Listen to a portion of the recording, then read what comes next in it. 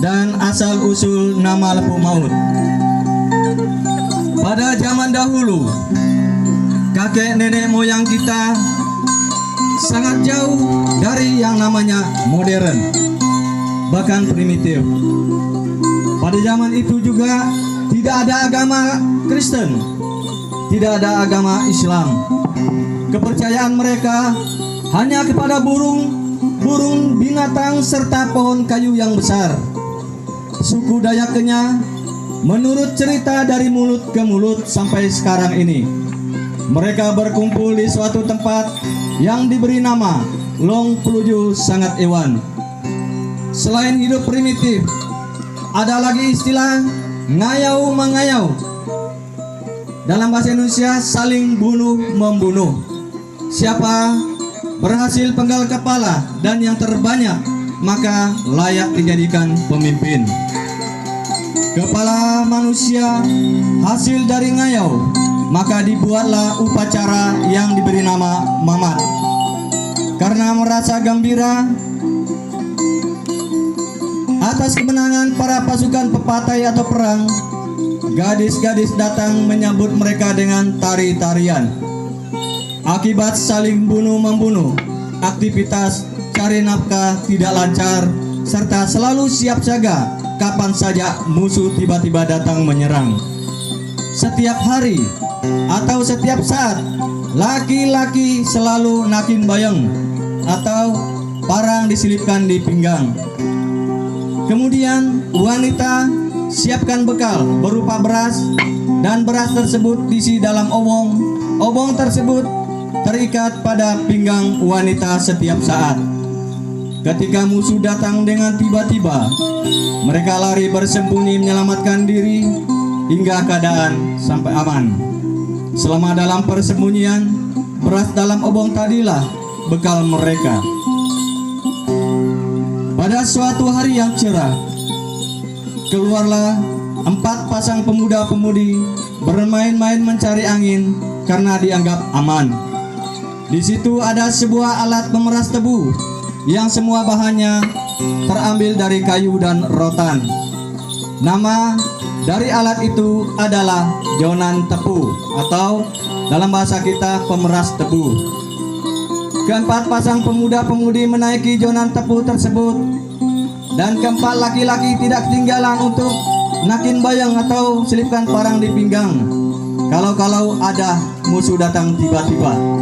Demikian juga dengan keempat perempuan, berbekalkan obong dan diisi beras di dalam obong tersebut.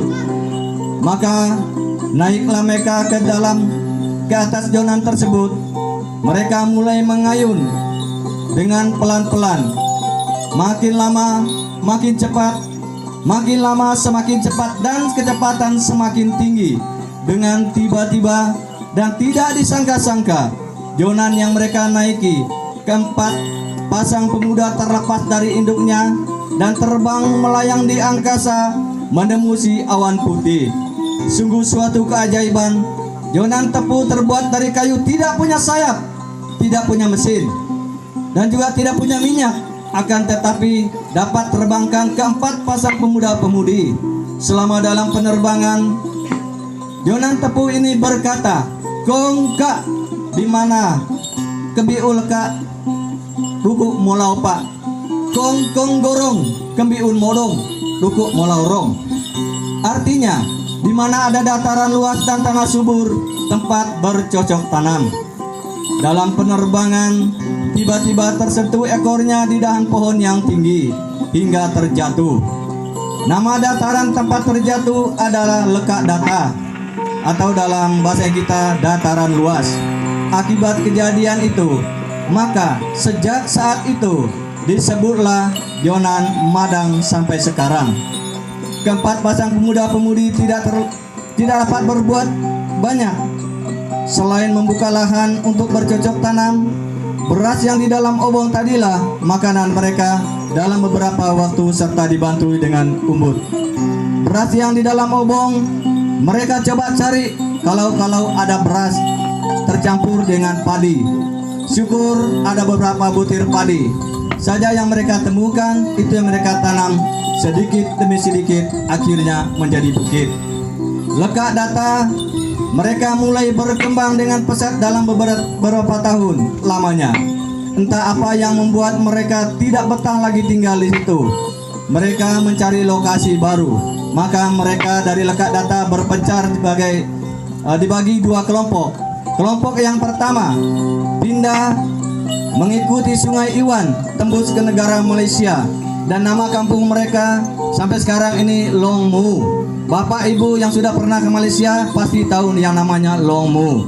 Kemudian kelompok yang kedua menyusuri Sungai Lura Kecamatan Pujungan, terus menerus berjalan hingga pada akhirnya berhenti di suatu tempat, di suatu anak sungai yang kualanya hampir tidak kelihatan karena ditutupi rerumputan. Mereka sepakat bermukim di situ dan mereka beri nama anak sungai tersebut ialah Long Maut. Dayak Kenya yang pindah dari Lekak Data ke Long Maut menamakan diri mereka Dayak Kenya Lepu Maut, Unut Kapan. Dari situlah asal mula nama Lepu Maut Unut Kapan. Suku Dayak hidup berpindah-pindah termasuk Dayak Kenya Lepu Maut. Suku Dayak Kenya Lepu Maut sampai pada saat ini masih ada tersebar di 23 tempat